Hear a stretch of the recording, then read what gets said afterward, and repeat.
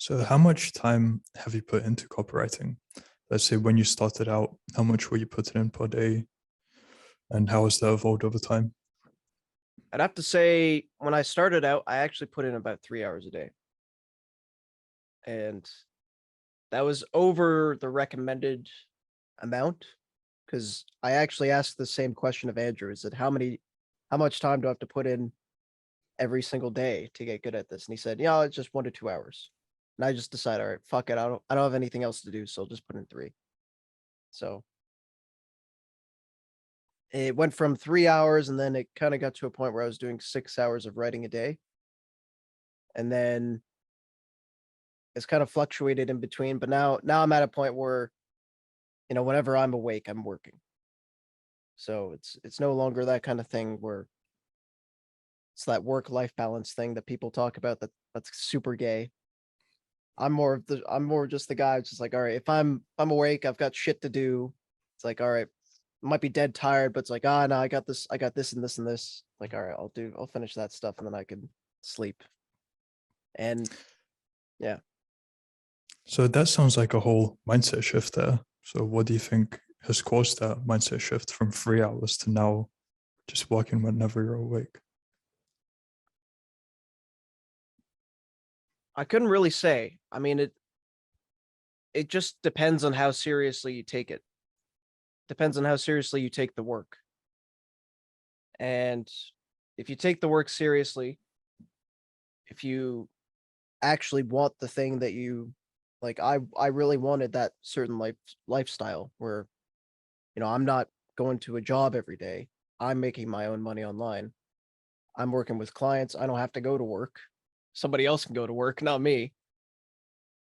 I really wanted that lifestyle and I wanted to live abroad and stuff like that. So, I mean, I just went after it. Mhm. And And it's now we not really can all that complicated. It's just you have to be serious about it. and now we can go on to the wins. So I saw your 5K a month win. What other wins have you had throughout that time? Yeah, so I got a retainer client and I was making about over 2K a month. And then I got another one just recently. So we're working together and stuff like that. And I've just been making money every single month. And it's such a big change from doing single jobs because people will post wins about some big job they did. But I'd say it's much more impressive to get somebody on retainer. So Mhm. So somebody will post a win about $500 that they made. That's cool. Like, that's awesome. But did you get that same client to come back and retain your services again for the next month and the next month and the next month? So I got a retainer client back in June, and I've been working with this guy for months now, and doesn't look like it's going to stop.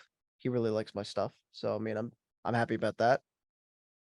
And then I got another client just last month, and then that's what took me to 5K. So I'm very happy about that too. And then he started paying me just a little bit more. I I can't release that information yet, but yeah, he's a brother in the war room, so sort of Great. confidential. Mhm.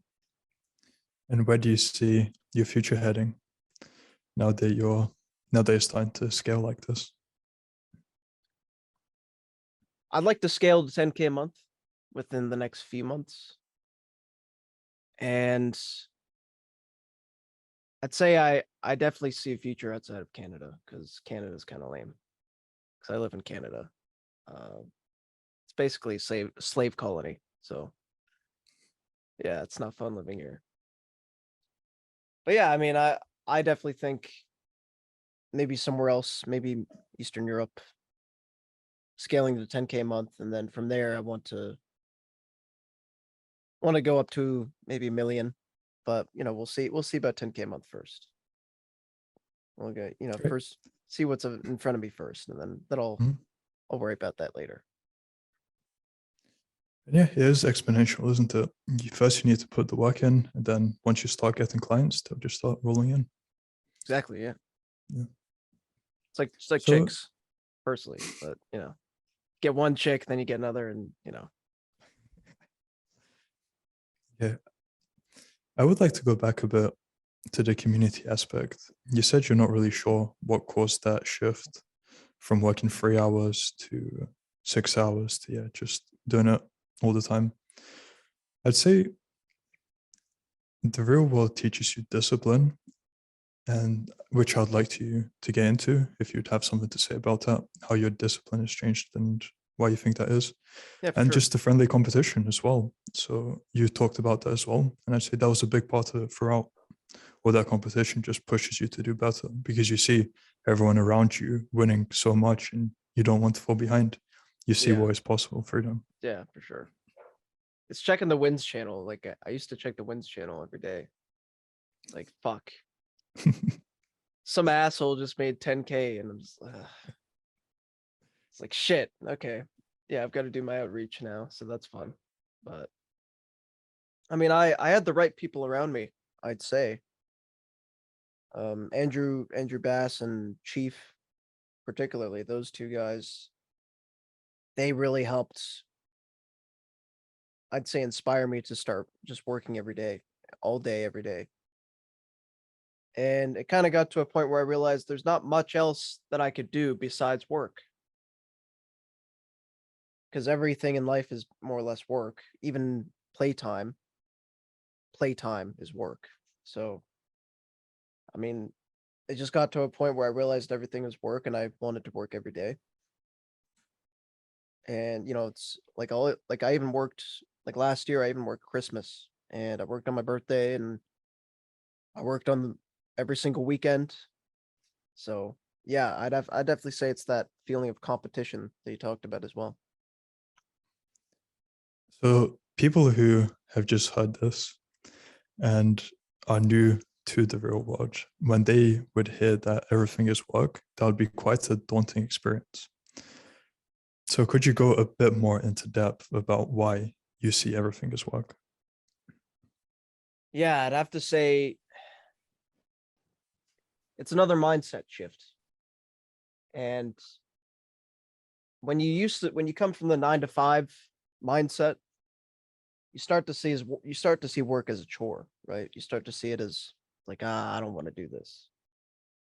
But when you're not working a job and when you need the money, it kind of becomes a necessity and it becomes something that you might actually enjoy given the right circumstances. And I believe even with the right work, with the right attitude, work can become something you enjoy. Now you're not going to enjoy it all the time because that, you got some chick, you might not enjoy fucking her, but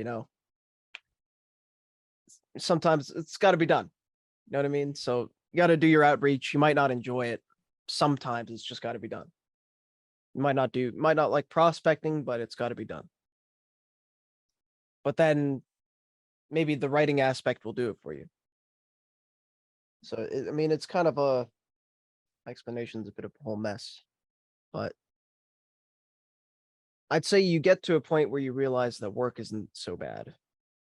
That the worst thing that could happen to you is to stay broke for the rest of your life.